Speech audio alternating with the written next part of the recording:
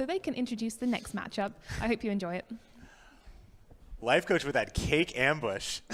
That was quite good. Killing me before we get casting. I feel like that happened at Gwent Slam 1 as well. JJ said something really funny right before the camera went on me. We're back. It's Gwent Slam number 2. We're going to go into the second of the semifinal matchups, find out who's going to be taking on Metronos in the finals between Game King and Freddy Babes. Somehow, we are going to have to top the series that we just saw, which was a fantastic best of 5. Freddy Babes versus Game King rematch from the finals in Gwent Slam 1. I'm here with Panda. Panda, how do you feel about this matchup? I mean, it's really exciting. I think this is like one of the best matches, obviously the final of the last Gwent Slam, so there was a lot of quality there on the line. These players have proven, again and again, they're the top players in Gwent right now, at least in that top tier of, players that can do very well consistently and perform in tournaments and ladder as well. So I think it's going to be a great match, really, and we're going to see some fun decks as well. Yeah, I think it's a possibility we might get to see Freddy Babes' Francesca deck, which was banned in the yesterday's quarterfinal match. And of course, I love the vengeance here. Like Freddy Babes defending his title, Game King proving that he has what it takes to win this tournament. He has been second in both Gwent Together and in Gwent Slam number 1. So there's just a lot going on here. If I was a fight promoter, like this would be like the marquee matchup, I think, that I would be showing here. So let's take a look here. So Game King returning here, home field advantage, Austrian here. He is a big fan of his Nilfgaard decks, as he has, as he said in the interview, of course, and he loves the Guardian. It's great to see him again. It's always great to hang out with Game King, one of the smartest players you have a chance to talk to. Talks about Gwent constantly. He does not stop. Yeah, he just doesn't stop. He was even playing last night on the Pro Ladder, trying to, he got his 3rd place on the Pro Ladder back from Hannah Chan because he just doesn't quit. He just lives and breathes Gwent. Yeah, and we see some interesting decks here. I mean, we see the Aerodin, which is going to be interesting, especially if he goes on to the final, if he does win this game, because we know that Metronos has a lineup that kind of targets monsters. So it's going to be easy, really fun to see if Game King can, if he gets to the final, can really, use that to his advantage. And also Freddy, he has very little weather clear, I think, in his decks, so he would also be kind of unfavored against Metronos. So that's going to be really fun to see as well, the final. Freddy and his lineup, has a very interesting lineup. Of course, bring in Bran and Emir, very, very strong decks, of course. This is the returning champion of Gwent Slam, defending the title with Radovid and Francesca being the interesting picks right here. He believes very strongly. He thinks the Francesca deck is very, very strong. And, the Radovid, the spotlight, I think, is on the Radovid deck right now. Yeah, it's a fun deck to see. I think everyone's kind of anxious to see if it can perform again. Yesterday, he got that final, win in the Conquest game mode against Adzikov, and he proved that he's a good player with it. His testing, like he said, worked out for him. And, once the numbers are there, the statistics, you test it out, and it's working for you. Even if you, subjectively think, oh, it's a bit of a meme or it's not as good, it has its weaknesses, I think it still proved to him that, it can do well. Yeah, and we got a chance to see just how rough 4 Reaver Hunters on the board can be in that final matchup here. We're just going to wait for this UI to update here. We're going to take a look at these bans in just a second. I have a feeling Nilfgaard is on the ban list for at least one of these players, because you got to pick between Nilfgaard and Bran.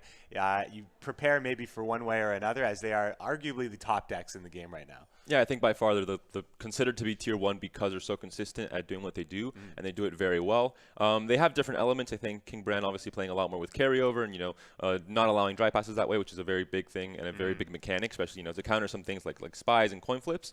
And, of course, Emir, we all know it's a point engine. It can create points in a short round, a long round. It has a lot of positive things and very little weaknesses, and that's why I think it's doing so well in the tournament. Yeah, so we're going to take a look at those bans in just a second. I think that, the way you come at it, so there you go. Oh, actually, it looks like Freddy Babes is not going to want to tango with Bruverhug. A lot of respect being given to Bruverhug in this particular tournament, and lately on the ladder. Originally when we saw Metronos bring it here, he did have the double gold weather. It did look like kind of a new permutation of it, but it's turning out to be a very standard inclusion. These players do talk a lot, and it looks like Bruverhug is very highly represented and feared at this point, whereas Freddy Babes is not going to be able to play that Nilfgaard deck. Yeah, like I said earlier, I think Freddy doesn't have a lineup that's catered towards playing against Golden Weather and Weather in general, and that makes sense with the Bruver ban there. So we hear some interesting decks in the background already. Yeah, it's going to be really fun to see this match, I think. We do see Nilfgaard, of course, from Game King, one of his signature decks. He played really well last tournament, and he's doing really well with it now. And we see Freddy with King Bran, very standard and consistent list that does very well pretty much all the time. Yeah, it's you have just a lot of it's very kind of streamlined, very strong start, especially if you can get the mulligan right. You can get stuff like Saris, as Freddy Babes is taking a look here at his mulligan choices here, getting Saris out of the hand, being able to play Bran to set up that Olgierd Morkvarg Serious combo that kind of gets to autopilot that critical carryover in a round 2 situation and also generate a lot of points in the process. I think it's important to note Freddy is running a variant that kind of plays a little bit better against Nilfgaard. He's not running Grimace, which is a card that in general you don't need weather clears against Nilfgaard. They don't run too much weather, pretty much no weather at all really. And he is running Ulrich, which helps against countering that Cantarella that's pretty much always going to be in a Nilfgaard player's hand basically because of Rainfarn. And we do see here, obviously the coin flip is an important topic in every game, and especially in this game. If it makes it that, it's much tougher to lose round 1 on even, for example, against Nilfgaard. They can put up a lot of points and, overpass you on even cards. It makes it really tough to go on, even if you have the carryover in round 2. Absolutely, yeah. The ability for Nilfgaard to push in round 1 has been, at least for this pro season, it's been a strong storyline. Anybody that's played on the ladder knows that really tough to take Nilfgaard on in round 1. And Freddy, but it's also, you always have to deal with the carryover that Skellige is able to produce as well. So subsequent rounds, of course, can be a little bit difficult to get ahead of Skellige. And then, of course, the restore bomb that is available to Skellige later on can be the deciding factor. So if you're not able to get that card up on Skellige, that can be what beats you. Yeah, we see Freddy opting to not run Olgierd in his deck. He runs a more, tempo-heavy first-round play with King Bran, and it makes it so that, if you have some carryover for the next round, you're kind of fine. You don't need a ton of points in most situations, so he still has a carryover pretty much guaranteed with the Morkvarg. So, I think he's fine with that, and it allows him to get, a little bit more tempo in this round 1 start where he really needs it. Game King going to open up with one of his favorite cards, the Guardian, which is a fairly strong card to develop first right away. It's 11-point play, of course. Clogs up your opponent's draws in future rounds, forces them to mulligan specifically. So if Freddy was stuck with a rougher hand, perhaps drawing into his Raiders or something like that, it would be more difficult for him to kind of navigate the future mulligans because you have to deal with those lesser Guardians, which are, they're not worthless, but they're not worth much. Yeah, I think this is the best time to play that Guardian round 1 because round 2, you get the same, the effect pulls off and you still draw into them, but you can blacklist them and then you're pretty much just done with them unless you draw into your deck like with Dijkstra or, a card like Joachim. So in general, I think round 1 is when you really want to play the Guardian. If not, it loses a little bit of value, I think, over the course of the game. Yeah, Skellige is really good at getting their deck nice and thin, so maybe just clogs it up a little bit. And, we've seen a lot of games decided on some mulligans where I think we saw that in one of the previous matchup, mulliganing to a White Frost that was essentially worthless to Metronos. So sometimes you can get a mulligan that can really cost you, and sometimes you have to kind of make that choice. Is this the best thing that I can have? Is it worth risking mulliganing into one of these lesser Guardians that are now stuck in my deck now? So it's interesting, the Guardian seeing play, Game King kind of giving it a lot of popularity as it is one of his favorite cards. And we see that Game King doesn't really have access to the Cantarella. He doesn't have Rainfarn, he doesn't have Cantarella in hand either, so he doesn't really have access this round. Even then, if Freddy is not able to win this round or lose it, not on even cards, I think he'll be in a lot of trouble. If he's able to, get a lot of tempo and stay in this round, even against these, enforcers that we see here. Obviously, he has no Lugos either and no Coral in hand, so he has no answer for these enforcers. He really has to, try and stay in this or get a good pass in a few turns. Going to play Emir to get Kalok, source an additional enforcer from the emissary, and then probably opt to pick up Kalok to play him once again a little later. It's fairly standard being able to you get a lot of value out of Kalok if you get to play it twice, just because of how important it is to play non-stop emissaries and being able to chain into emissaries later. Being able to play Kalok later on in this round, perhaps to get a full chain of emissaries, and so many pings you almost can run out of time sometimes with the enforcers when you get 2 or 3 on the board. And now Game King has done what he has to do. His mission was to get ahead of Freddy, and now with 2 enforcers on board, and they're going to be trading, silver, bronze units, it's going to be very hard for Freddy, I think, to keep up and to overpass Game King where Game King is not ahead on even cards again. And I think that's, the most important thing. If Game King can do this and he can draw Cantarella next turn, he'll go a card up into round 3 regardless of carryover, and that's, game deciding pretty much. Yeah. Freddy has a lot of options, I think, for tempo as well. We do see the Whale Harpooner in the Lacerate option as well, on top of on top of the Armor Smith being able to block some of the damage. He is playing the Armor Smith. Now, would you say that he's playing the Armor Smith a little early here, knowing that there's a lot of damage potential, or do you think that Freddy Babes is opting to probably get out of this round sooner? I mean, it's a gamble considering that if he didn't have another emissary and he had to, kill that one with the armor there, it makes it a lot tougher for the enforcers to ping it down. But it is a calculated risk. I mean, he had more emissaries. You can still, chain them like we're seeing here and use that for Guevara Medic as well. And we see 3 enforcers on board, which is absolutely huge for Game King. It's going to be a, point engine, just spawning points pretty much every single turn. It's really, really hard to fight against 3 enforcers. I mean, Freddy would only be into this round if he felt like he needed to get more resources out of Game King's hand, but it is very difficult to get ahead at this point for Freddy, so he's probably deciding on when the best time to pass at this point is, because going up a hill like this, and you can just watch as we'll be watching this for a while. these enforcers can ping for quite some time. And we see Game King there thinking about killing this Morkvarg. Even though that's going to give Freddy points, it's going to bring out Ceres, for example, it's pretty much the only carryover that he has right now because there is no Olgerd in Freddy's deck. And that makes it so if he can ping down this Morkvarg to 1 or to 2 points so it can res the next turn, it'll make it so that he has no carryover, and even if Game King does not draw Rainfarm or Cantarella, he can still dry pass and get that extra card advantage. So, I mean, it's a risky move because you're pretty much giving your opponent free points, but with 3 enforcers on board and, so many huge tempo swings in hand, I think he's not really too scared about the points he can give to his opponent. I think the real unfortunate thing here is Freddy is going up against triple enforcer on the board, and he is on even cards at this point. So when the pass occurs, if the pass occurs, it is going to be it's going to be a little bit harder for Freddy to deal with future rounds. He does have the carryover, but Nilfgaard can get you in the end. They have such a strong short round and late game as well, as Game King is going to go ahead and just play Iris, just going to surge ahead in points here if that's what his plan is.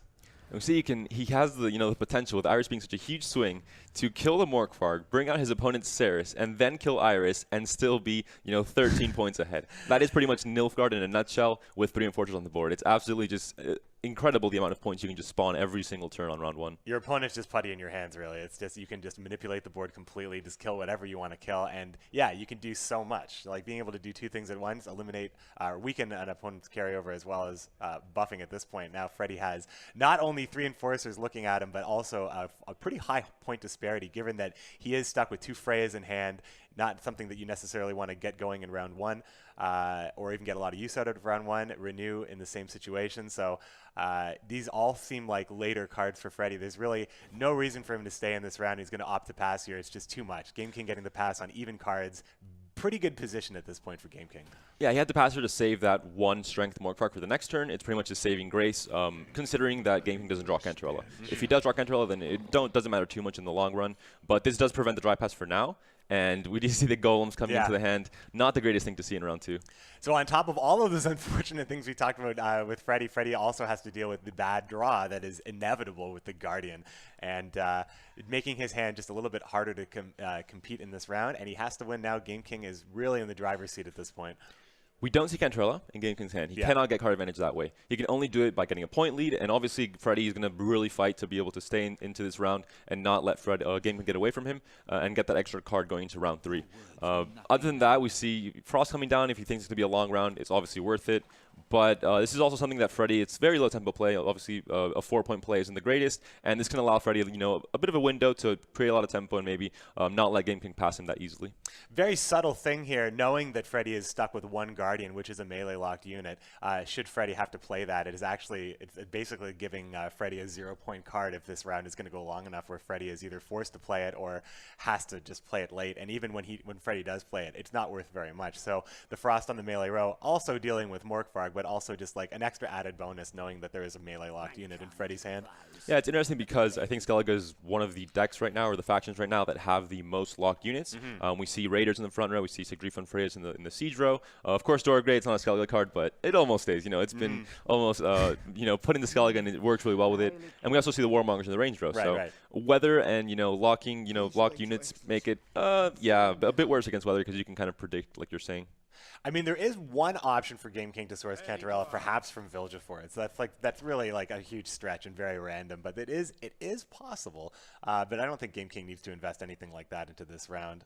But knowing that being able to get a card here, Game King's going to have to make a pretty crafty pass here. But I think that he's just trying to bleed Freddy Babes out here, knowing that Freddy, looking at Freddy's hand here, there's not a lot of options here. The Renew is I mean, essentially, Ceres can come out from the Freyas automatically, so what is the Renew really going to be good for here? Now that, unless you... I mean, it's tough. Like Freddy's hand's not equipped really to take on the power of Nilfgaard. Is it possible that we could see a 2-0 here? It's very possible. Game King is a bully player. Yesterday, he 2-0'd Randy, I think, in 2 of the games, and you have to be careful of that. It's not something that happens every day. Most of the time, 2-0ing isn't ideal because you're going into the round a card down, for example, or it's just better to pass and, get a card out of your opponent, for example. But Game King has, kind of abused that thought process from players where, like, oh, I think I'm safe. It's round 2. I'm not going to lose here. I'm going to play kind of slow, and then you get, bullied out and 2-0'd, basically. Yeah, I'm a big fan of the aggressive playstyle myself, but it is risky sometimes because you can be, you can play it a little safe if you have the opportunity to do that, and especially if it allows you to keep a card. But in an even card situation with this amount of power, I mean, Game King doesn't see what we see. We see Freddy Babe's hand, but he does know like he does know little things. Like he knows that Sigurd Reef is probably available since we did see Dorgray get consumed by the Ekamara, and he does know, of course, about that Guardian, which is could potentially be 0 points with no way to actually clear that frost. Yeah, at the very highest level of gameplay, most of these players can read very small, actions or tells that really gives you a lot of information. And Gwen is a game that obviously you don't see your opponent's cards, you don't know so much about his deck, or I mean sometimes you do kind of net decks and people play similar stuff. Yeah. But in general, these players really separate themselves where they can really read into situations and learn a lot just by looking how their opponent plays, basically. Yeah, I mean, hand reading on your putting your opponent on certain cards, especially now these players also know each other's decks, so the deck lists have been shared. Both players have watched each other play. Freddy Babe's got actually an extended treat because Game King did play some Pro Ladder after the tournament was over because he doesn't stop. But being able to do stuff like hand reading and put your opponent on cards and getting those subtle cues really can separate the good players from the great players. And I mean, at this point here, Freddy Babes at least is establishing some carryover here, and he does have some great strong plays that can be made. He's going to go ahead and play that Guardian into the Frost because it seems like it's an inevitability. He needs to just stay in this round and stay alive somehow.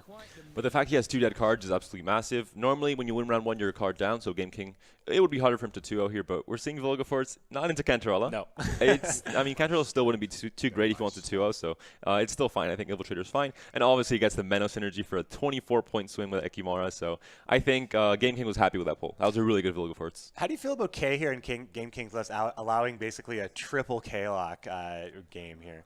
I think it adds a lot of versatility, maybe not as many points, raw points as other gold options, but it allows your deck to have a bit more versatility, and I think Game King has played, like you said before in Pro Ladder, a lot of Nilfgaard. He's tested a lot of different golds, and obviously we've seen, Renew, Royal Decree, Leo, for example, a lot of different golds flexed in, but Game King found successfully here. I know other players haven't, so it's going to be interesting to see, how well it works for him.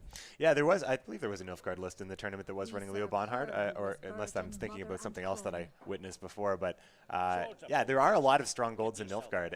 And Nilfgaard itself is such a synergistic faction. Like so many of those cards work in different ways. Even though we see mostly spy play from Nilfgaard these days, not a lot of reveal, and certainly not Mill. Not in this tournament. I feel like Gwent Slam has been like the birth and graveyard of Mill. I feel like we saw it rise in popularity at Gwent Together, and then ultimately just kind of everybody got very, very tired of it at Gwent Slam 1.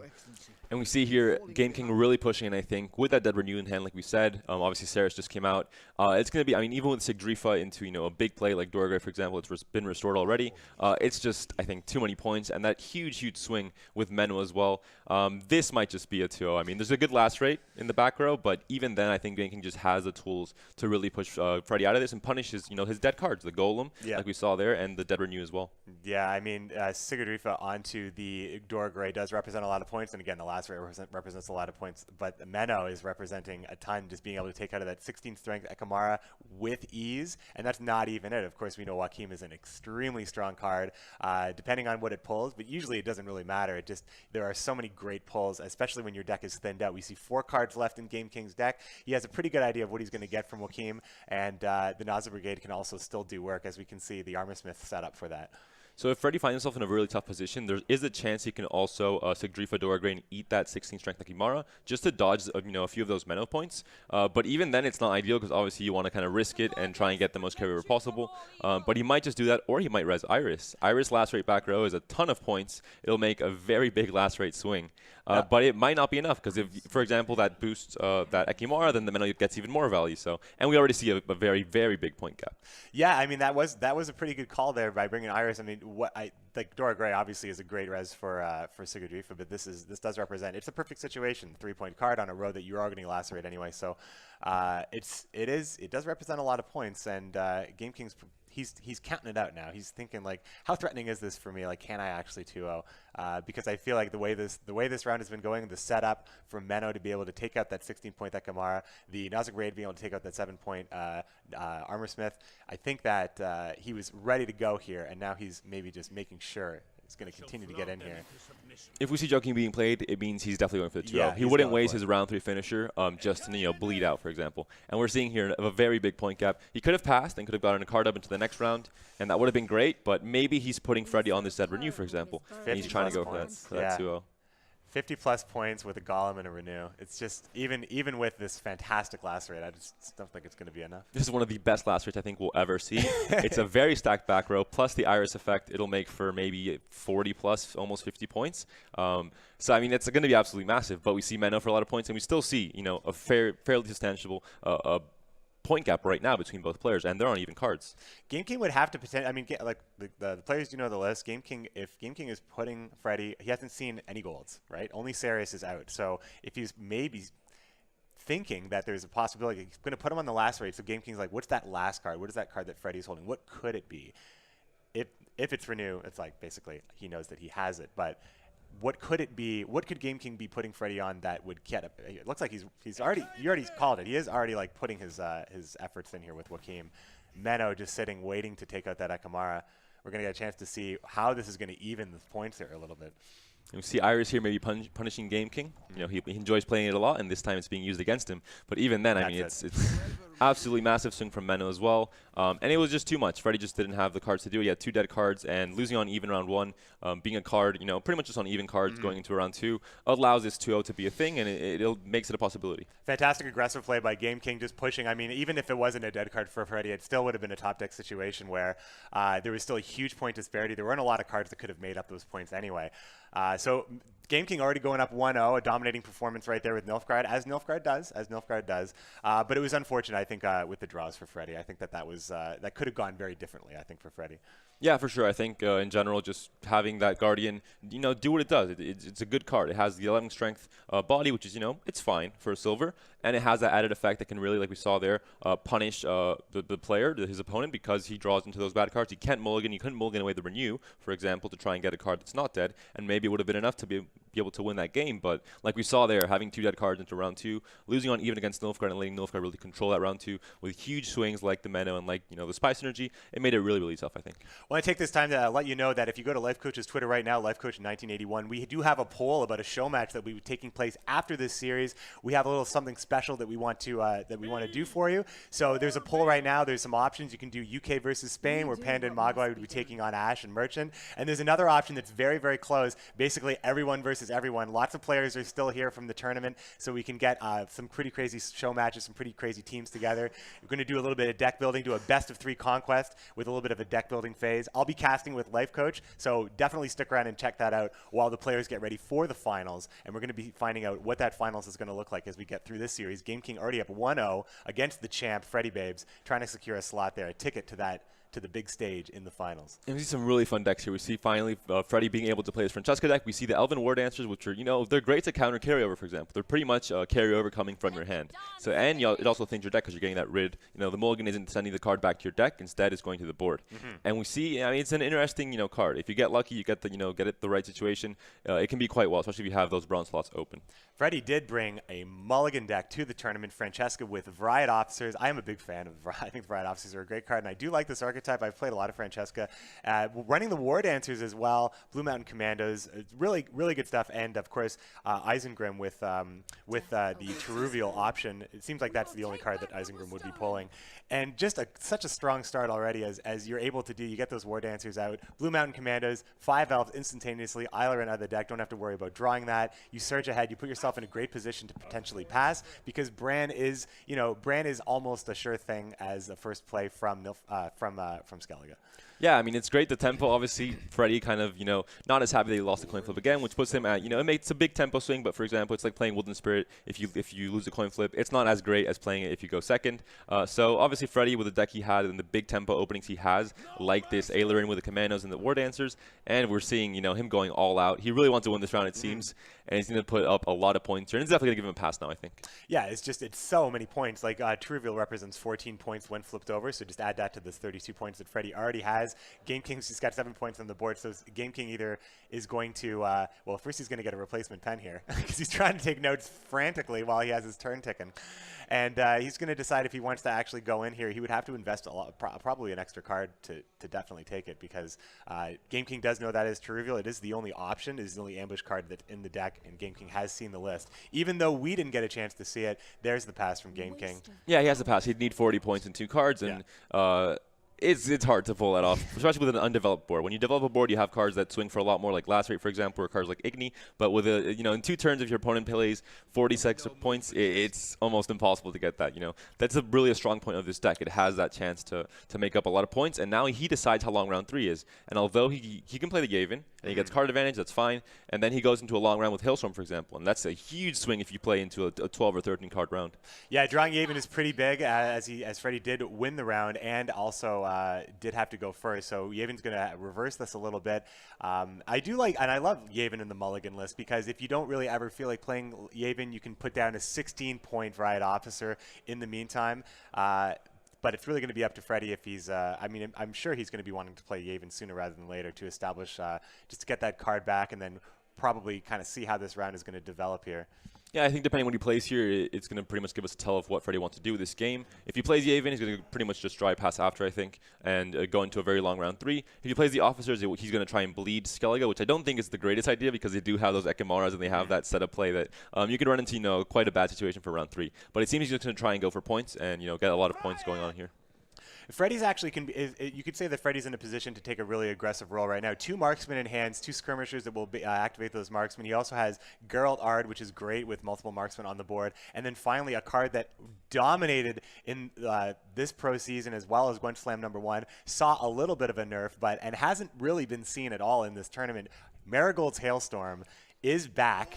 Freddie has a lot of ways to line up a fantastic row for that. So Freddie can push really hard here. He does have a lot of opportunity, but that also means that he could have a strong round 3 should he decide to take this power into round 3. It really depends on Freddie Babe's confidence level on this. What do you think the best score is? Would you push really hard here, or do you think that it's probably better off to take this into round 3? Oh, well, there we go. I think that's what he really wanted to see. He's really happy about that. Yeah. He could have played Yavin to get the card advantage, but because the 16-point Officer is such a big swing, playing the Warmonger wasn't enough to catch up, even though he started off with a stronger carryover, and it allowed for another pass. But Freddie, I think, has decided to go into, maybe he wants to, get revenge for that 2-0, maybe go for 2-0 himself. I don't recommend it, but maybe that's his mindset here. But he's definitely getting, some very strong bronze units going on. It is risky, almost. I mean, the Riot Officer and Yavin. Riot Officer and Yavin represents a huge tempo swing, as well as Yavin actually being what Freddie Babes needs if he wants to get that card up against Skellige. That is favorable, knowing what Restore is capable of doing, and Sigurdrifa as well. A lot of cards that Game King still hasn't played yet to kind of set up that combo. Dorgray is still in the hand, but he does have a lot of options here. And then, of course, that Igni with a lot of big units on the board. Freddie Babes has to be careful. Game King very perplexed seeing another 16, and now he's, I think, piecing it together that he did draw that Yavin again and be able to get 2 16s is fantastic. We do see a very interesting card in Game King's hand, a card that's not being run as much, Igni.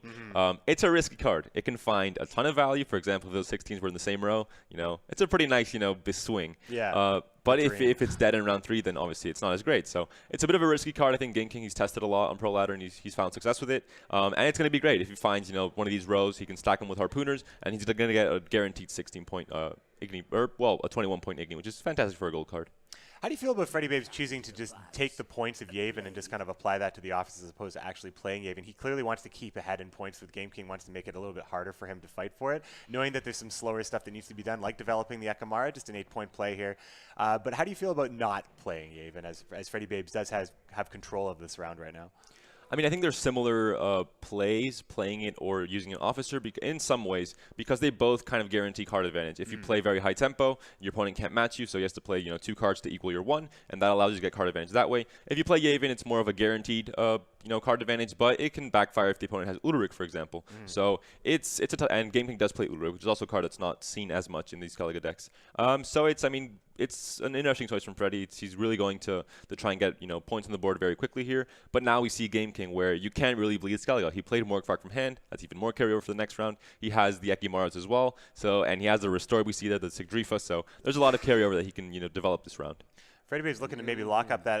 He's going to go for Morkvark instead, and so I was actually thinking that he might have actually taken the Ekamara and put it to the front row just to make for a more favorable row for Hailstorm, but it makes more sense probably to lock up Morkvark, as Morkvark does represent a little bit more of a threat, getting Seris out on top of being carryover in itself.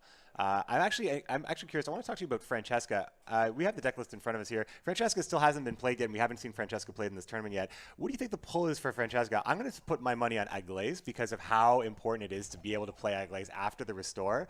There's the pass from Freddy Babes, 10 points ahead. What do you think about Francesca here? I think it's definitely going to be Aglaze. Obviously, Aglaze is a card that can be dead in some matchups, like Nilfgaard. No spells are being played. Obviously, you have a 9-strength gold body. Not so fantastic. Again, on Skellige, if you have Last Say, and Freddy does have Last Say, he'll be able to, get that Restore, and it's going to be a big, big point swing, I think. Game King just trying to decide what the best way is for him to get ahead. Whale Harpooner does do it, and that's probably the lowest commitment here. But he is stuck with that Raider in hand as well. He'll have to get rid of that. Yeah, obviously, I think you don't want to play Restore here. It's a bit too many points, even though you do get carryover from the Dorgray. I think, Harpooner is probably just the best choice. Wins it by just 2 points, but, that's enough. And we're going equal cards into the next round. And we still have Hailstorm on an 8-card round. I think it's going to find, a decent amount of value. I think Freddy Babe is going to do pretty well here with the double Marksman and the double Mercenary being able to move units in. Geralt Ard's going to be able to move some units around. There's Yavin, just wants to hang out all game long. Yavin coming back into the hand here. And then, there's going to be a pretty high, especially with the Zoltan draw, opting to drop one of the Mercenaries to pick up Zoltan. Now, Freddy Babes, that Hailstorm is going to probably be the story here. Yeah, I think Freddy would have loved to see. Right now with Ard and Zoltan, you can essentially kill anything you want with those 2 marksmen. It's going to be an absolutely huge point swing, and there's some great synergies going on there. It's kind of like a sleeper synergy. Many people don't really play that too much, don't see how many points it can get, but Ard, Zoltan, and marksmen, especially with 3 marksmen, for example, we saw that in the last yesterday with Andy and JJ, that matchup, so it's a lot of points for sure. It's so many points. There's so much point potential for Freddy Babes. Yavin is fine. You just play Yavin. You get that last card, and that last card is likely going to be Hailstorm, and you'll just cut Yavin in half because you're probably just going to be placing it on the row where you're going to start moving things into it. It's really, Freddy can play that at any time. As far as the special card, though, Yavin is just going to be a card draw. The only special card that Freddy Babes is running is that Hailstorm, so Yavin will just be a draw. And now, the boost, I don't know if the boost is important for Aglaze, but if you play Yavin and you have Aglaze on the draw, then what are we looking at for Francesca? Because I think that's a possibility. Yeah, he might just have to go for the best, maybe a marksman. He hasn't drawn his 3rd marksman, and obviously we see they're going to get a lot of points here with the Ard and the Zoltan. So it's probably maybe just a marksman. In general, this is the one thing you don't want to see. When you're playing against Skellige, they have the Restore, and they have the Sigdrifa, and we see he's only 1 card down, and he has a very big point gap already, just through that carryover and through that, very big Restore, Ekimara on Dorgray, and then you can use Sigdrifa and do the whole process all over again. So it's a lot of points, but that's really the only big tool that Game King has other than, for example, the Igni. That's going to get a big swing. Other than that, they're fairly standard bronze plays, nothing too crazy.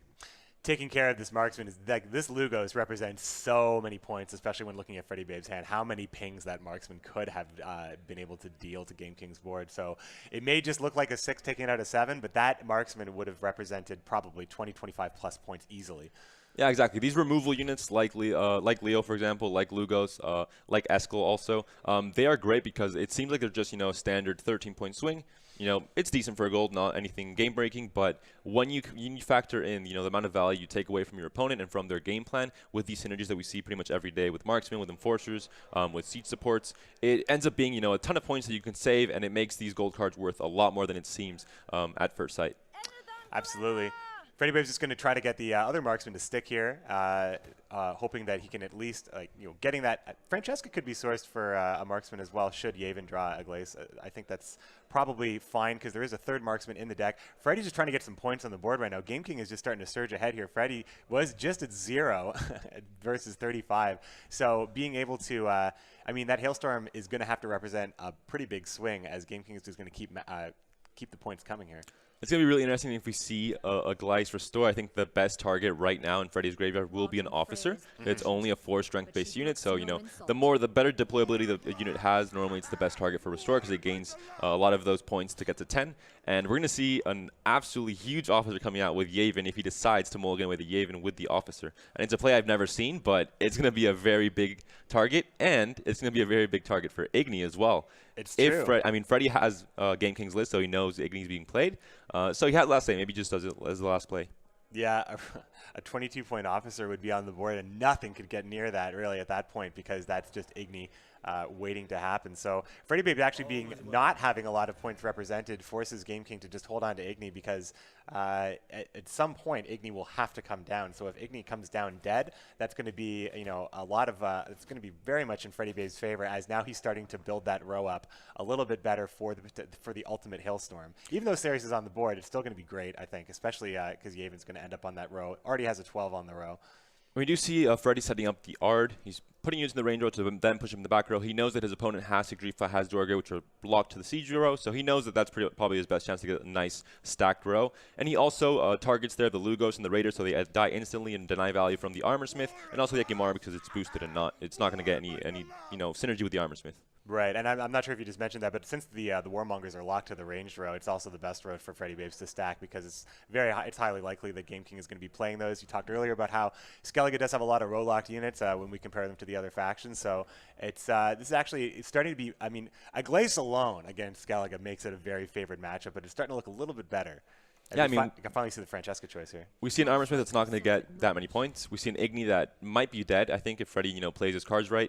And in general, we see kind of a dead Harpooner, not much value at all. And there's a big point gap right now. They're on even cards, but Freddie has some very juicy cards stored for the end of the game. He has the Ard with the Marksman synergy. He has a 12-point Aglyce into an Officer Restore into the Yavin Mulligan, and he has the Hailstorm. But the way he sequences these cards is going to be really tough because there's some cards you want to play obviously as late as possible, and if you have 3 cards you want to play as late as possible, then it doesn't work out that well with the Hailstorm and the Ard, for example. Especially now we see units on each of Freddie Babe's rows, so that Aglyce play, as long as Igni is a potential risk, can't really come down because whatever row that Officer comes down just gets evaporated by Geralt Igni. So it's exactly what you said, play your cards right, very literally at this point, as he's waiting for Game King to make his next play. It's going to be the Sigurdrifa Res into the 10-point Dorgaray. And we see a Drowner, so we see maybe Game King trying to set up an Igni himself. Obviously, he has the Drowners, he has the Harpooners to try and set that up, and he knows that he can kind of manipulate his opponent's rows to try and get as much value as possible. Now, I was going to say, did he actually enable Freddie Babes to, now he freed up that melee row for a large unit as long as it doesn't go beyond 25. Is that actually in Freddie Babes' favor there? But we still have the Harpooner that can move a unit back into that row of the 22, and then it's just the same thing all over again. So maybe it's, these are players that play at a very high level, and it's all about the mind games. Maybe Game King knows this and tries to bait that out from Freddie. And this is great. Ard is going to be set up beautifully here. Can knock the 2 Drummond Warmongers and the Ekimara into the siege row. The Hailstorm is going to be devastating here. Yeah, we see also Yavin being played, so maybe the Officer play is too risky, I think, for Freddie. He knows his opponent plays Igni. He's thin down to 4 cards in his deck. He thinks he probably has it in hand, especially the way he's playing that Drowner to maybe stack a row. And it makes it so that maybe he's going to choose a different option with the Aglyce Restore. Maybe he goes for a Marksman, for example. That is less points, but obviously it's less risky because you're investing points not into your own board, but into damaging your opponent's board. So you play around Igni that way. Yeah, especially at this point, knowing that the Hailstorm is going to be at this much value. Aglyce into Officer is just overkill and a risk not necessary, I think. There are just so many options, really, for the Restore, especially, the Mercenary is one of those options for sure, and then a second Marksman. There goes Igni. Igni is down, whiffing, as we predicted. At this point, Game King just basically had to play it. No point in holding on to it if you think you're not going to get any value out of it. So we see a mercenary draw from Freddy. I think not the best draw. I think he would have maybe hoped for something different. It's still going to get solid value. It has synergy with both Marigold's Hailstorm and the Ard. And we're finally going to see the restores here and see what Freddy decides to play. It can be Teruvial as well. Going to be a fairly decent play, but doesn't have that many units either. So he's going for the Officer. I mean, the Officer is a great play. Officers were very, very strong. Originally, when they were released at 6, they got nerfed to 4. Bringing them up to 10 make them incredibly strong. There's the Marksman for the Geralt Ard. This is almost a sealed deal. It's really just, we're waiting for the fireworks. There is a huge point disparity on the screen, but we're waiting to see Geralt Ard with 2 Marksmen on the board is massive. And we're going to see the Armorsmith get some value depending. Oh, if he plays the Marksman first, then obviously it's not going to find that much value. And now Freddy has the setup right here with Ard, with 2 Marksmen, with the back row being stacked, and with Hailstorm, pretty much just obliterating that whole back row. There's still a big point gap. We're going to have to see if it's going to be enough, but there's some really big plays coming soon. Yeah, we're just watching it all happen now as the final decisions are being made from Game King as he's playing his last card. The sheer amount of points between Hailstorm and Ard, I'm just waiting to see it myself. But there's just so much that can be done here. Game King just deciding how he can get the most possible value here as his hand is going up towards his face because he's going to have to, we're all going to witness this one here. And it's interesting because Ard is great, but it's also taking away value from Marigold. So there's that also to see there. It's going to be a much weaker Marigold. It's still going to be a very, very big Marigold, and it will be enough to win it here. We don't see any gold units on that row either, which is pretty much like Marigolds before the nerf, and it's just a huge swing. This is reminding us, giving us flashbacks of the meta where Marigold was so dominant, and we see why. I mean, if you set it up, you have a long round 3, and Freddy's game plan worked perfectly. He had Francesca deck where he has a very strong tempo opening, which forces his opponent to pass. Yeah. And you get the option for a long round 3. In the long round 3, you have the Marksman, you have the Ard, you have the Zoltan, and you have cards like Marigold that can produce huge swings if you can manipulate your opponent's board correctly. Absolutely, and board manipulation is basically the whole thing. It was a mulligan movement hybrid, beautifully executed by Freddy Babes. Going to take that win. We're going to go 1-1 into, we're going to go further into this semifinals match that's going to determine who's going to be taking on Metronos in the finals, a grudge match from Gwent Slam #1. And so far it's been really, really great. Freddy really showing that's a really powerful deck. I got to try that one out. It looks great on paper and it looked great in that game as well. Just so much potential right there. I also think Freddy got a lot of the answers he needed. He mulliganed that Mercenary away, got the extra Marksman. He had the Zoltan, he had the Ard. I mean, you can't really complain for Freddy. I think he drew all the cards he needed, and we saw him execute his game plan perfectly. He used all the tools he had at his disposal, and he was able to win that game. We see Aridin coming in, hear him in the background. It's going to be, I think, a good match here because the weather, Freddy doesn't have that big of an answer to it, which is why he banned Brewer. And we do see cards like Holger, very interesting addition to Skellige. Yeah, I do like that addition. We were talking about where Olgierd was, replaced by Holger Blackhand instead, which is, hasn't seen a lot of play outside of the old Queen's Guard list. I think was the last time I saw Holger regularly in the meta, or maybe back when Hjalmar was very, very strong. But yeah, Freddy Babes went from having a pretty rough hand and being pushed around by Game King to having a dream hand and just getting that really strong round 3.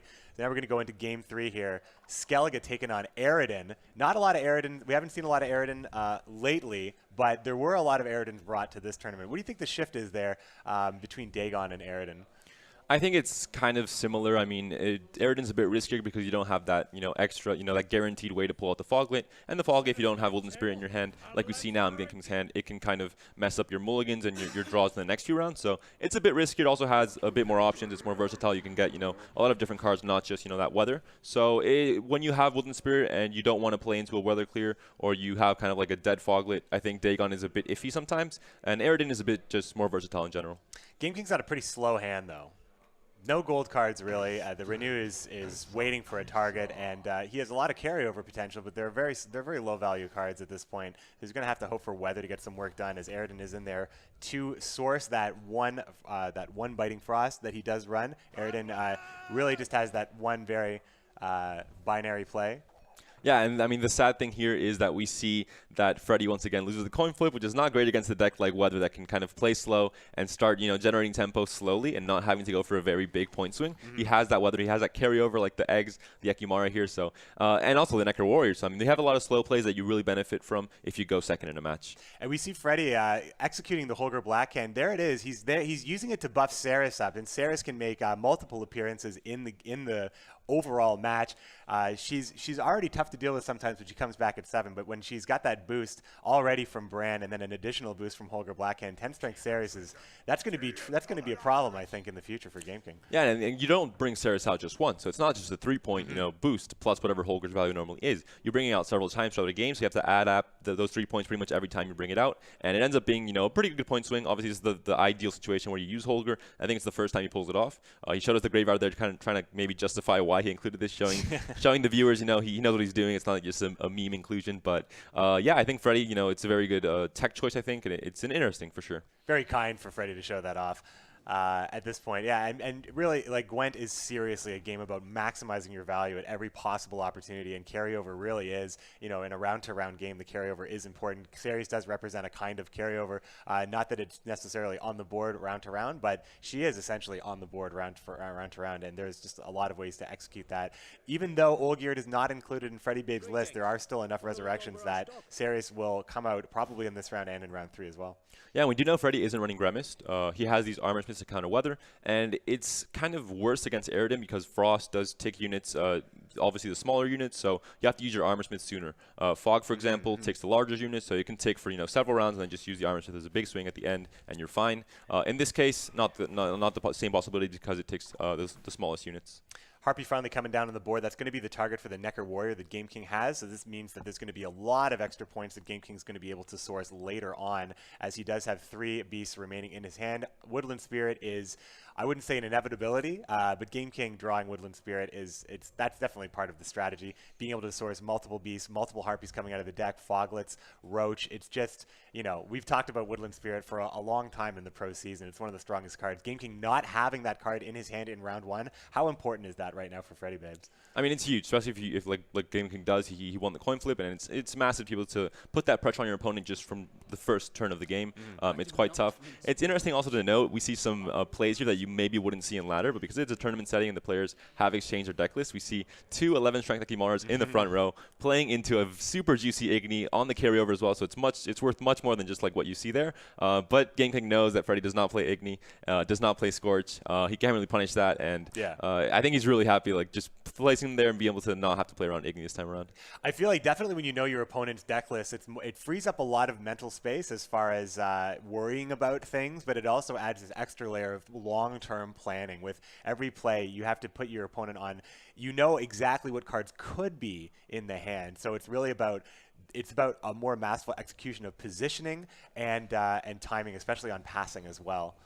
Yeah, we see the greatest, I think, the best possible Scorch there on a big Ekimara. It's either that, denying carryover, or getting a double or triple Scorch on units that share the same strength, like the Warmongers or like the Harpooners, for example. But we do see a 13-point Ekimara Scorch. It's pretty decent. Takes away some carryover as well. Yeah, Game King with already in the lead and being able to eliminate that carryover is like we were just talking about, it does represent a lot of points in the future as well, not just the 13 points, but the 6 carryover. It also may afford Game King a little bit of extra room here now to play that Nekker Warrior and actually do that setup, get more Harpies in the deck for future rounds, as Freddie Babes is going to have to, like, the 7 points should be enough to keep Game King ahead after this play here. Yeah, exactly. And we see cards like the Harpy Eggs, the Harpies in Game King's hand. We see Nekker Warrior as well. It allows Game King to just pretty much play this kind of slow, just set up things for the next few rounds. Although we see some big point swings from Freddie, but we also see Commander's Horn in Game King's hand, which is a card that, if you need some tempo, it gets it for you. It's 20 points, just straight up, no questions asked. Commander's Horn pretty popular in Monsters these days just because Monsters are a faction that are able to create a lot of units on the board with relative ease. Not necessarily all of those cards are represented in Game King's hand, but the Harpy alone, 3 bodies and 1 bronze card, it's very easy to set up a row to get value out of Commander's Horn. So there's other matchups where it's a little bit harder to run that card, but we've seen a lot of it in Monsters. Northern Realms also makes a lot of great use of Commander's Horn, but it's been a long-standing, very powerful buff card. And now we see Freddie committing, bringing that Ceres out. It means he wants to really try and win this round. He doesn't care too much about the carryover for the next round as long as he wins this one. But we see some interesting things in his hand. I mean, it's a dead Restore. It's a dead Renew. Udorig, obviously, in some situations it's pretty good, but other times it's not as good. The Freya is dead because we saw Archgriffin stealing that Armor Smith from his graveyard. So he has a very, a predicament here where he has to play last rate and hope his opponent maybe can't catch up in points. It's a possibility, but we do see Commander's Horn, like we said before, and that just, spawns 20 points. You got them, no questions asked, no synergies, and maybe Game King that saves him pretty much in this round. And we do know that with Commander's Horn, Game King can make up those points, even if he plays slowly here, because he is on the good side of the coin, we might say.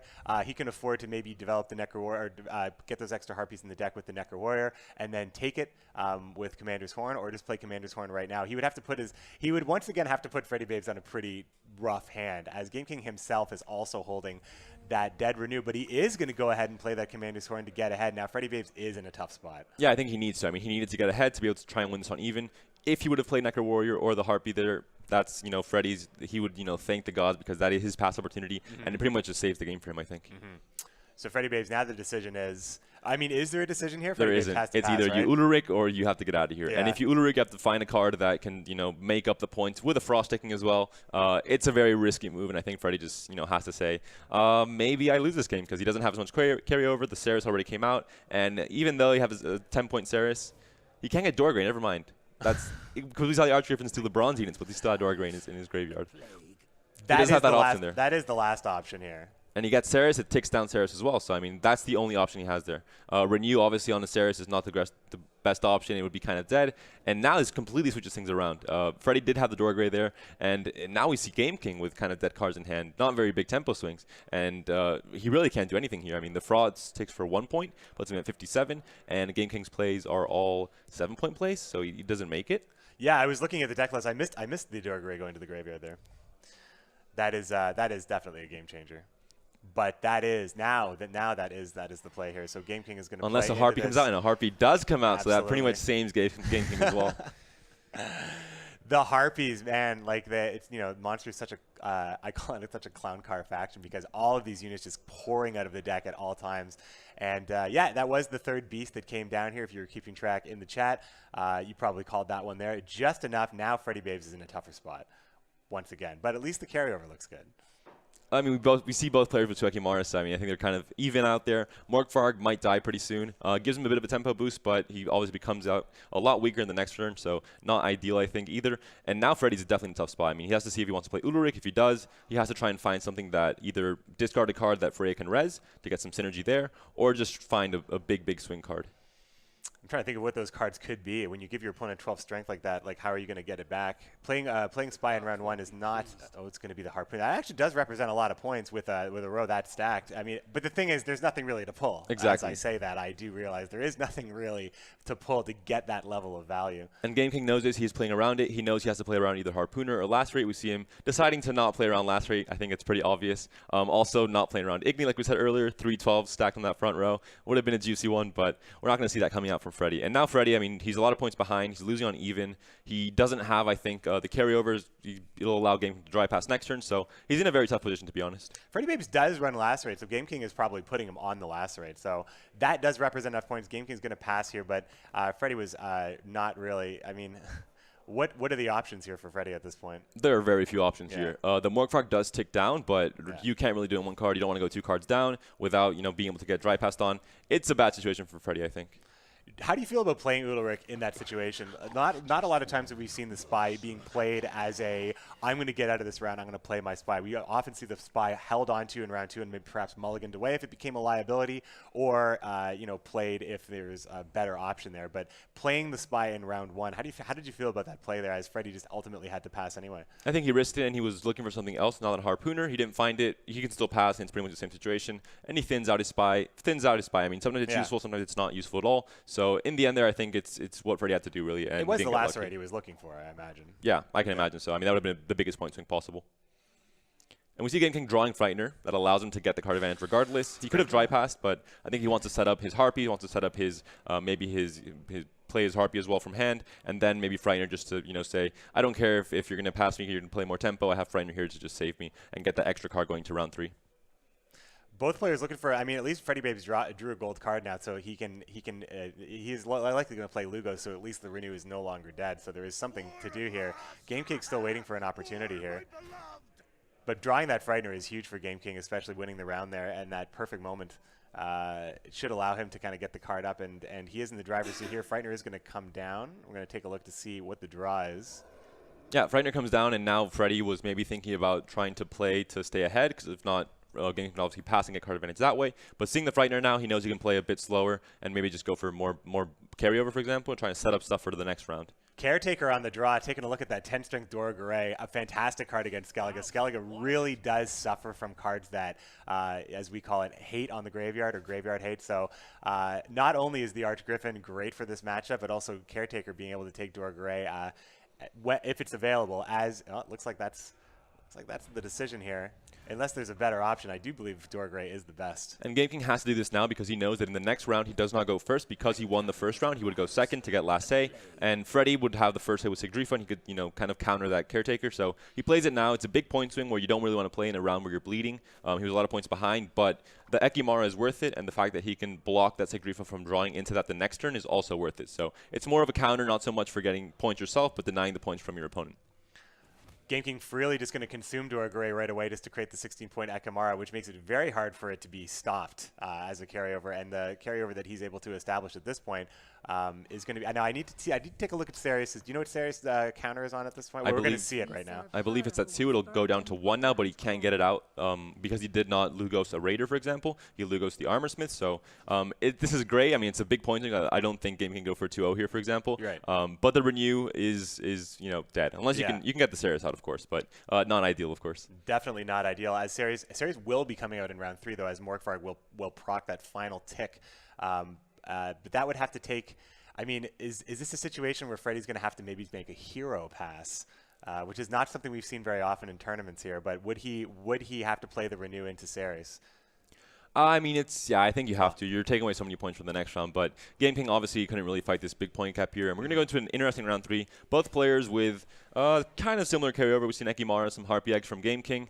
We see a Renew into Caretaker, for example. If Freddy doesn't draw into Sigdrifa, he can steal, the best value target he has there. But in general, pretty much even carryover. And we do see Freddy a card down, and we see Woodland Spirit in Game King's hands. So it just got a lot worse. Coral, not ideal against monsters. You don't have the great targets you find against maybe Nilfgaard with Joachim, for example, whatever it pulls. It's going to be tough for Freddy to win this one. Just being a whole card down is just devastating, I think. Yeah, I mean, Woodland Spirit, if you haven't seen Woodland Spirit yet, and I'm sure you have if you're watching this, if you're paying attention, Gwent, you definitely have, but Woodland Spirit is just one of the best cards in the game, not just when you're looking at monsters as a faction, that's the kind of synergy that they're able to apply with the Harpies, Foglet, Roach, etc. But it is a shorter round, so it's not as good as it could be, but it's still pretty good because of all the points that are going to be sourced out. We do know that there's extra Harpies in the deck. Here they all come. It's a party. I mean, they're all joining the party, and Necker Warrior, a single Necker Warrior in all of these, monster decks for this reason. They create this tempo in the next round, and Freddy knows that, it's over. He's even points, and he's still going to lose because of the Fog Ticks, and your opponent still has 2 more cards. So. And the Renew on the Caretaker, just overkill, not even necessary for Game King to take this 3rd round in the series. Game King going to go up 2-1 against the Gwent Slam champ, Freddy Babes. It was pretty good. It was a pretty good matchup, I thought, there. But ultimately, those draws in the end there were just perfect for getting Caretaker, being able to get Dora Garay, being able to set up that extra carryover, and then getting Woodland Spirit on the draw. It was backbreaking for Freddy at that point. Yeah, the fact Freddy didn't draw last fight, which was very useful in both round 1 and round 2, is devastating. I think the most important part really was the fact that he couldn't really get that chance in round 1 to stay in the game and try and win that. He ended up losing on even cards, which is devastating against monsters that has that carryover as well. Not just Brand's not the only the deck that has carryover. We see monsters with Ekimaras, with Harpy Eggs, and those Harpies coming out from your deck as well. It's essentially a lot of carryover as well. And I think the Sarius takes in general were kind of tough. He didn't get the Sarius immediately in round 2. It allowed, and of course the Frightener draw from Game King, for example. Just little things, but in the end, it gave Game King just a devastating position where he could win with 2 cards still in hand. And we can hear the Bran mirror starting. So Freddy just needs to get a win with Bran here. We thought that maybe Radovid would be the thing that Freddy would have to break through with, but he's trying to search for a win here in the Bran mirror. Now there's a couple of let's take a look at some of the key differences between Game King's Bran and Freddy Babe's Bran. One of the main things is that we're going to take a look at the Olgierd. I mean, Game King is running Olgierd in his version, as he's probably going to be applying Bran to Morkvarg, Olgierd, and Ceres. So that is one of the key differences. We know he's also running Igni, which is a card that can find a lot of value, like I said before. These row lock units, like the Warmongers, for example, when you play 2 of them, same strength, you have another unit there. Harpooners from your opponent can kind of help that. You can get a really good Igni that way as well. So it's tough. I think Igni might find value in the long round, for example. Very subtle differences between the 2 brand lists. We do know that there is that flexible gold slot that Game King is using for Igni and Freddy actually using for Renew. And then there's the Lacerate that Freddy Babes is running. Game King actually running a First Light. Outside of those differences, the Igni, the Olgierd, and the First Light to Freddy's Renew, Holger Blackhand, and Lacerate, these decks are identical, I believe, as I'm just reviewing. They are the same outside of that. So a very refined list with just a couple of preferential picks. Yeah, I mean, there's not really that much flex in the bronze slots. They're pretty fixed. It's a machine that's been well oiled throughout the whole patch, and I think a lot of top players have played this deck and have pretty much all agreed that this is the bronze core you really want. Similar to Nilfgaard as well with the spy units. And it makes it so you have a few tech slots where you can take out Grimace, put in a First Light like Game King has done. Freddy decided to go, full risk, not put any liquid whatsoever with the Armor Smiths, and just a few silvers that are different, like you said, and a gold as well. Yeah, Skellige, Panda, you're a very seasoned Skellige player, and as far as the mirror is concerned, what do you think is the most, the deciding factor? Because these decks are so close together, would you say that it's maybe about who gets maybe better Armor Smith value, or it's very subtle things that can change it? What could be the biggest turning point in the mirror like this? Yeah, when you play similar cards, it matters more how many points those cards get you, and in what situation you play them, and trying to squeeze out the maximum points out of every single card. Because you're essentially trading, card for card in general over the course of a game. Very similar trades in terms of power values from the different cards, but if you get a Harpooner that's worth 17 points and your opponent gets that's worth 8 points, then it matters a lot. Same with cards like Igni, for example. I don't really have a roof in terms of the value they can put out, so it's those little things in the difference in trading those cards that's going to really dictate this. Also, of course, Game King here, he did finally lose the coin flip this time around in the 4th game, and that also matters a lot in mirror matchups where it's very draw dependent and very kind of luck dependent, not so much skill, I think. Game King is looking, this is match point for Game King. If he wins this match, he will be going on to the finals to take on Metronos for our marquee, our final matchup of the evening. Before that, we will have a show match. You can decide on who is going to be playing in that show match if you go to Life Coach's Twitter right now, LifeCoach1981. Have a vote. We have a couple of cool options, and we'll be getting to that right after this series. Yeah, I think it's also interesting to see cards like Holger, for example. We're going to see if it finds the value it needs to find in a mirror where Game King isn't playing that card and is playing a different card like Olgierd, if that finds more value. We do see the 10-point Ceres, though, so the value is pretty much, the maximum value you can get from that card in Freddy's, synergy he has there has worked out for him, and I think he's going to like that 10-point Ceres quite a lot. Yeah, we're talking about squeezing as much value as possible out of the cards, making Ceres that much more valuable is something that Freddy Babes has as something that Game King does not have. The difference being the Olgierd may not really make that much of a difference because Olgierd does represent ways to get Ceres' timer down, but the points that he puts on the board are actually fairly minimal in round 2 or 3. Yeah, I think the most important thing is the Ceres ticks. Right now, Freddy, looking at his graveyard, has 2 ticks on the Ceres. With Olgierd there, it would come out next round. Right now, it doesn't, and that matters quite a bit. Like you said, the points don't matter too much. It's more of a utility card to prevent dry passes, to help out with the Ceres ticks more than anything. But yeah, in the end, that might be what matters in the mirror, because normally in the mirror, you have very similar carryover. In this case right now, I think Game King, even bringing out Ceres, he's still going to be ahead. And I think Freddy Babes has a little bit better hand than we've seen in the previous matchups where he's been playing Skellige. He's been stuck with stuff like, the Dead Renews and maybe Freya's a little bit earlier than you want to see them. Game King's going to go for the pass here. It's Freddy Babes' match for the taking on even cards right now. He'll have to go down a card. He does have Udalryk in hand, so it's not that bad. Game King also has Udalryk in his hand as well. And we see the Coral here might be used on the Ekimara, denies the carryover as well. It's a bit overkill, though. We only need 4 points here to win this round, but because both players have Udalryk and they can't get card advantage that way, the carryover matters quite a bit. And Freddy here, obviously without his Ceres coming out immediately, is going to be at a worse position, even though Game King does have his Ceres out and already used that, first Ceres coming out already from his graveyard. Freddy Babes is going to opt to take it here with the Whale Harpoon. More than enough points to take it, and we're going to go into round 2 here. Freddy Babes down a card. The option to play a Spy with and try to, I guess, Freddy, what would be the best situation here? You'd probably want to play Udalryk. It's an option, I suppose, but is it more of a bleed role that Freddy is in right now, or is it trying to get just trying to get ahead and make a good pass. Well, now Freddie, he can pass now. He can dry pass because we do see the Morkvarg hit with the Harpooner, enables the dry pass here, and because the Ceres also comes out, and that pretty much just guarantees that he can now dry pass and get card advantage that way, and go into a long round 3 where, I mean, it's going to be more dependent on if you draw your gold, if you have, the great synergies, if you can squeeze out maximum value from cards like Armor Smith and Harpooner. They're kind of volatile in the points they can give you. They're not, fixed amount. And it's really going to, I mean, it opens up the dry pass for Freddie, which is, I think, super important because it allows him to go into the next round on even cards, which is something that, you really, really want to do. Going to opted mulligan away the Priestess of Freya. I think he was trying to find Dorgray there. That's such an important card to set up when you already have Sigurd Rifa and Restore in hand. The choice is now on Freddie Babes. Is this going to be the open pass, or is he going to actually start to set up his cards like Dorgray? He's thinking about it. He's showing his mouse over right there, and he also has Udalryk in hand, and which can be a liability later on, especially in a round where at least Freddie Babes doesn't have to win this round, so he can choose that to get the card up. He's going to go ahead and play. He's not going to do the pass. How do you feel about that?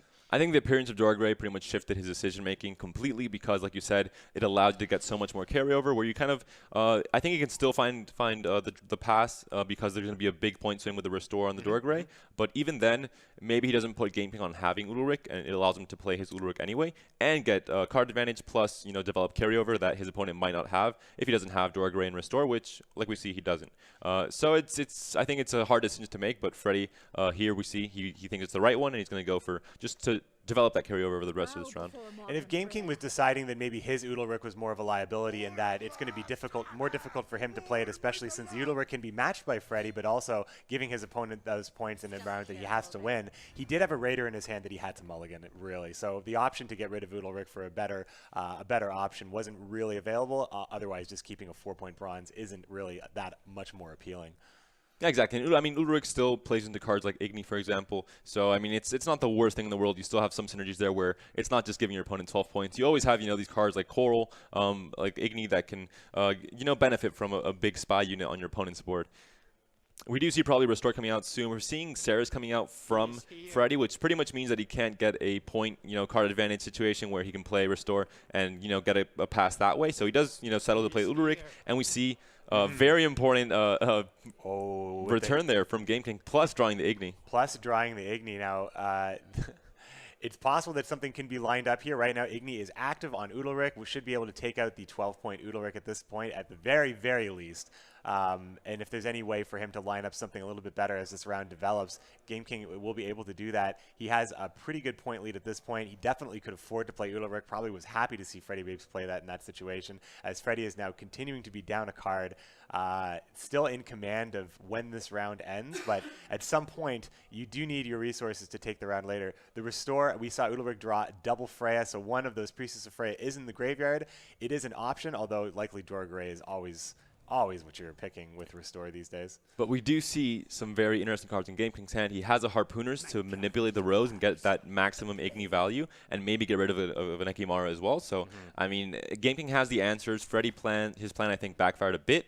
And we see, a big Ekimara there. Playing around Harpooners, not playing around Igni, but that's a very juicy Igni. Yeah. And not just killing a big unit and, pretty much dominating this round, but also saying, I don't like your carryover, I'm going to get rid of it, and now Freddie's in a much worse position. Game King's just going to take this is pretty good value. I mean, it's pretty hard to say no to that, to take out a 16-point Ekimara with Geralt Igni right there. Sometimes, being patient with Igni is rewarding, but being greedy can be very punishing. So you're not going to get a better value from that. Probably Freddie Babes is likely not going to let that get any better than it was. Arguably let it get too good already, but playing around the Harpooner was probably the line of thinking that he had there. I think Freddie just took a big risk, and now his plan, like we see here, is pretty much backfiring on him a lot.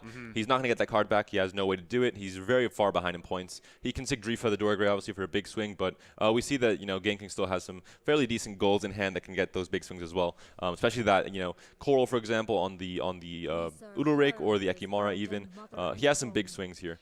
I actually have a question about this play. Putting the 16-point Ekimara on the melee row. If he were to put that on a different row, the Harpooner would have pulled it up, and that would have lined up the 12s for the Igni. Is that correct? That actually was better for Freddie if he was putting, maybe obviously hoping that Igni was not in his hand at all, but getting nailed for that 16 could have actually been worse if that was on a different row. As Coral comes down to isolate the other 16-point Ekimara, Freddie Babes now really trailing in points. Some decisions are going to have to be made about when to pass here. Yeah, he's devastated. And I think he knows now. He's seeing the big point gap, seeing his hand. I think he knows that he does not have the tools to get that card advantage back in this round, and that's putting him in a very short round 3 where you have the more he's playing right now, it means the less cards the round 3, the shorter it is. And if you go into a short round 3 with a card less than your opponent, that one card matters so much more because you have less cards to play with and less points in general. So it's just a bigger impact in terms of value. And that's really bad for Freddie. I mean, Freddie took the chance. He played into this round instead of passing early on, trying to develop carryover. It backfired, and now he's in a position that I don't think he likes at all, especially being 2-1 down in a semifinal of a Gwen Slam event. Yeah. I mean, we set the stage talking about maximizing your value in a mirror match. If your cards can get a lot more points than your opponent, you're likely going to take it. Geralt Igni scorching that 16, and Coral taking out 14 points, and the carryover, of course, from the other 16-point Ekamara. Freddie Babes, when you compare the gold cards that Freddie Babes has in Renew and his own Coral, isn't going to look like he's going to match that. Yeah, we're seeing 3 golds from Game King, all of them getting a ton of value. We see Coral hitting a 16-point Ekimara, Igni hitting a 16-point Ekimara. You can't complain about that value there, and that's going to really, like we see here, a 20-point lead with Game King still being a card up. That means you're in trouble. If your opponent is a card up and he has 20 points on you, then something's going wrong. Sigurd Rifa was also played by Freddie Babes in this round, whereas Game King still has his available. How do you feel about playing Sigurd Rifa in this round when that represents such a huge amount of points in a later round? How do you feel about playing Sigurd Rifa here? Freddie pretty much just risked it. He also ate the Morkvarg, which is a big tell, I think, that he knows he has to try and get the Ceres out this round and try and, somehow get that card advantage back, or else he'll be in trouble for the next turn. We see Ceres, for example, on Game King's board. It's not in his graveyard, so he has that opportunity there. And obviously the Harpooners in a short round 3, not ideal. But Freddie's just risking it all, trying to find a pass. I don't think he will. It's going to be really tough for him to find it. But we see the Harpooners still getting value on the Brolock units, like the Doragray, for example. So even then, and even that Kimara, he can kill it if he wants. Just shuffle it back and forward from the Millie to the Siege Row. It's really tough, I think, for Freddie. If he just had that Lacerate that he has in his deck, that's 2 games where Lacerate could have made a huge difference for Freddie, but he just can't find it. He just doesn't have it here. So Coral's going to come down. At least that's going to be a pretty good Renew target, and likely the Renew target that Freddie would prefer to have. Going to put the Jade figurine on Olgierd just to reduce the chances of Ceres coming out in Game King's last round here, and I think that would do it. Yeah, that's a big tell that Freddie has given up on trying to get the card advantage from Game King in this round. Obviously, it's a much bigger swing if you do the Odoric, but right now Freddie says, I'm just going to try and maximize my chances of winning the next round. I have Renew. I have an Armor Smith. Not the worst cards in the world. They're not dead cards, but you're still going a card down to the next round. You don't have that much carryover either. Game King having Sigurd Rifa, though, is just perfect for him. He never has to play it. He can play it in the last round. I mean, you can renew Coral or you can renew Lugos, but it's just, I have a feeling Game King just with the card, and that card being Sigurd Rifa with the 10-point Dorgaray in the graveyard is just, it's just a little too good.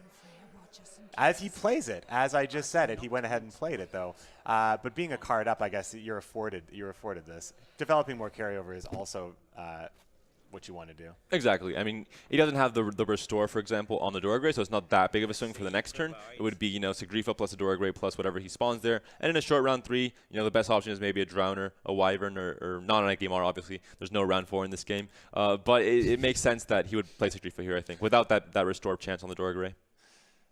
So Game King now just deciding what this last play is because Freddie Babes does have the Renew. Now, we are in a mirror, and I may have missed it, but is Lugos in the graveyard for Freddie, or was only Lugos played by Game King? I believe it was only Game King. Regardless, I think Freddie, there's no chance he can get the card back. So, and he has less carryover. He has a Ceres on 2 ticks, so he has that, obviously with the Morkvarg and the Renew counting as a tick for Ceres. It counts as a resurrection. A lot of people might not know this. It's not, it's not a Freya. It's not something that you can see, and it makes sense immediately, but it does count as a rest tick, and maybe just Freddie's relying on that Ceres coming out, and a big Renew on a gold might be good enough in the next round, but being a card down, it's going to be, I think, just too much for Freddie to catch up on. So, I mean, we can see that Freddie Babes' next move is likely going to be a pass here, as he is right on the coin here. So we're going to get to see the draws, and we're going to see exactly as Game King can just hold on to these 2 cards. Freddie Babes is pretty happy with the gold card in his hand, but that extra card in a mirror, when things are very equal a lot of the time, Game King has gotten a lot of value out of his cards. Priestess of Freya is okay. So we see a very bad hand from Game King. cards that don't make any sense. Oh, there we see the Restore. That just saved Never Game mind. King. I was going to say a lot of stuff. I'm not going to say them anymore. Restore is a great card to mulligan into in round 3. Obviously, you see Armor Smith, not going to heal anything. Harpooner, can't really move anything. Not much points, even if you're a card up and doesn't have Ceres on that many ticks. But right now, it seems that... yeah, Freddy has maybe a chance to catch up here. I'm just trying to catch the ticks on Ceres. Does the Priestess of Freya get her out? Is she on? Yeah, is she has one tick. She's She's on one tick. Okay, He gets so, it out no matter what with the all renew. right, I would like to upgrade that OK to great. It's a good draw. It's a great draw for Freddy Babes. It's exactly what he needed because Ceres is definitely really the biggest part of his strategy, getting as many points as possible in round 3. But that Restore, that's the top deck that you want in this situation. We're gonna see a big swing from Freddy with the Ceres coming out. Renew on a gold. Also, quite good, and the Freya also equaling just a lot of points in general. And we see, cards that aren't as great in Game King's hand. He has a Restore, fantastic. First Light, kind of iffy. We're not sure what it's going to pull. It's kind of RNG heavy, so it's going to be interesting to see what he pulls there. Might be the decider. If he pulls a good target, he might win the game. If he pulls a dead card, he might lose the game. So it's going to be interesting to see. But just the Restore, it's guaranteed. A lot of value with the Dora Gray, so that's already a good thing for him, I think. I like the inclusion of the First Light. It's a very versatile card that does, like, we've seen a lot of golden weather in this tournament. So that actually, without having to spend or even run Grimace, Game King has afforded that extra weather clear, but not really a question here, as Game King, as Freddy Babes does get Ceres out with the Resurrection, and Game King's going to be making his final decisions here, as Freddy Babes' last decision is likely going to be Coral. Yeah, Coral will probably hit the Dora Gray. It's going to be a 10-point unit, and that's going to equal out to 13 points. And, I mean, that's a lot of points. He's going to put him at 39, basically. And, we see never mind. Yeah, that's a better option. In a short round where you're not going to use Sigdrifa to res the Dora Gray again, it's definitely a better option to use that on the Freya if you have the option to. Pretty good value here from the Harpooner. We're going to be able to move the Armor Smith to the back row here. Yeah, that's quite decent value. We see Coral, I mean, being worth enough points, but I think that First Light's going to get it no matter what. It's a big swing here, but the First Light would have to be extremely dead to not get it here. I don't think there's a card dead enough for there's him nothing to take here it. Game King's going to be going. He punches, take it to the finals. Going to be taking on Metrono's Game King, getting to the finals 3 times in a row in Vienna. What a series. That was really good. Game King never even brought Radovid out to play. Struggled to get the win with Brand. Struggled to find lacerates that could have really turned the tide at a lot of those rounds. And he did struggle with some rough hands in the first 2 games. Was a little bit better in round 3, but I think not getting that lacerate really hurt. Yeah, I think in general, I mean, it's a shame we didn't get to see Reaver Hunters again. I was really expecting, I think a lot of viewers were too, but Game King dominating the performance. He got the 3-1 win, so it didn't let Freddy, play that deck. But in general, I think it was a really close game there at the end. I think that being a card up, even though he had worse card quality than Freddy had the Ceres coming out, had a lot of good things working for him, but being a whole card down with only 3 cards in that very short round, it's super impactful, and it just wasn't enough to get there, even though he had pretty big swings. Yeah. Yeah, I mean, it was a great game. I mean, both players were fantastic. I think it could have been a final for sure. Easily. It was a final. It was exactly. a final. It was last a final, and it could have been, and maybe it is again in the future. Who knows? These players have shown they're very consistent in their performance, and I think we're going to be seeing a lot of them, Freddy as well, in the future. So Freddy's going to be joining us for an interview. I've already talked to Freddy. We just saw the interview that I had with Freddy, so you're going to get a chance to talk to him. You're a Skellige expert, so we're definitely going to talk about the finer points of that mirror with Freddy as well. Sorry, Game King. I keep saying Freddy. Game King, as he is approaching here. Game King getting his revenge on Freddy. Come around this way here. Oh, yeah, he's going to walk away from me. He'll be joining us in just a second. You're going to be taking this seat, my friend. Yeah, it's going to be great to talk to Game King. Congratulations. This is for you.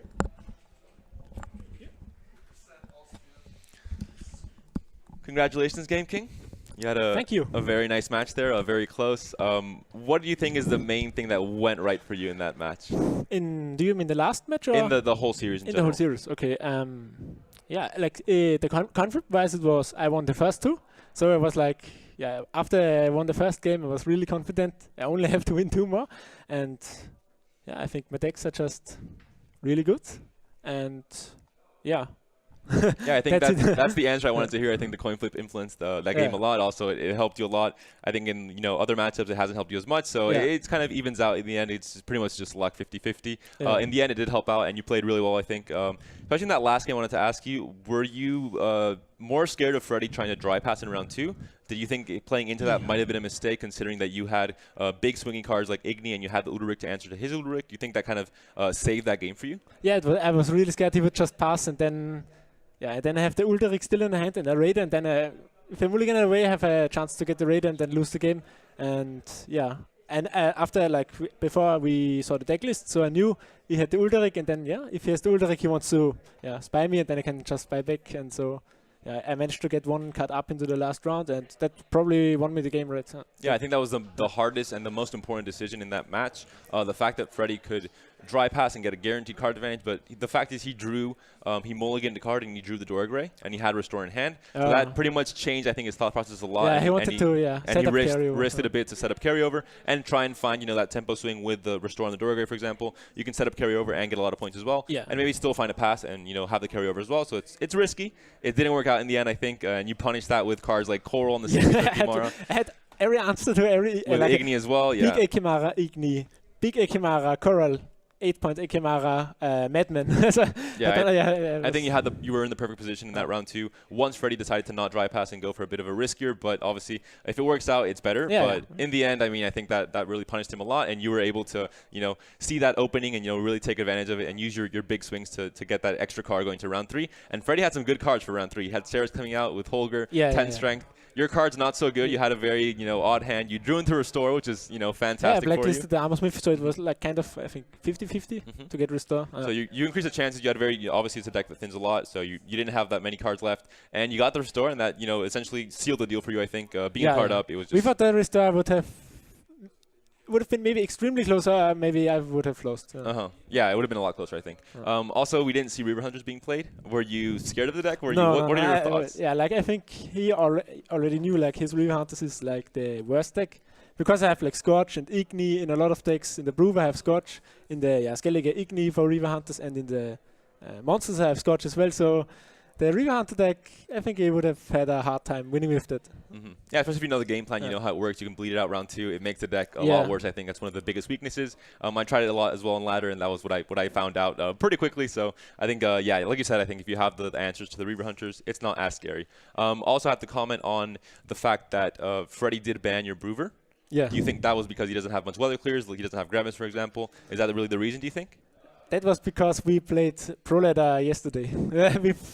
I played Pro Ladder, and then I won 15 games, and after that he was so scared that he had to ban it now. So you went into the extra mind games. You purposely played Pro Ladder to show your dominance on that deck, to then draw that ban from Freddy this game. So that just puts you at another level. You're everyone's playing, 3D chess. You're playing, 5D chess. You're really, elevating the mind games a lot. But I think that was a great match. I'm really happy I got to cast it. I think you guys are both fantastic players, and you got your revenge from last time. I'm happy that you lost last time, and you have the chance to get to the final now, and to maybe just win this tournament.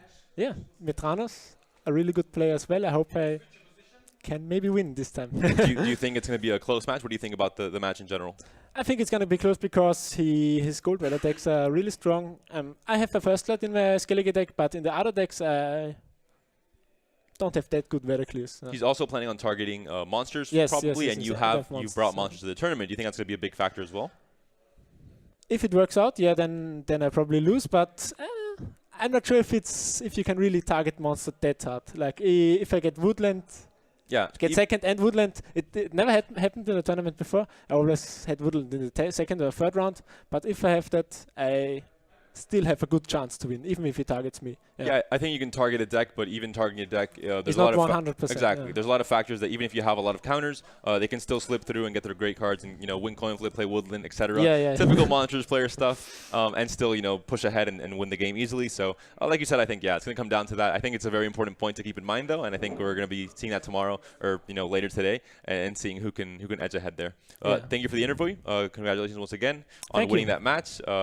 And we'll hope to see you performing and playing very well in the final as well. We'll pass it on now to Ash, who will be doing an interview. Stay tuned. Okay, so we've already had some fantastic games, and now we know who's going into the final.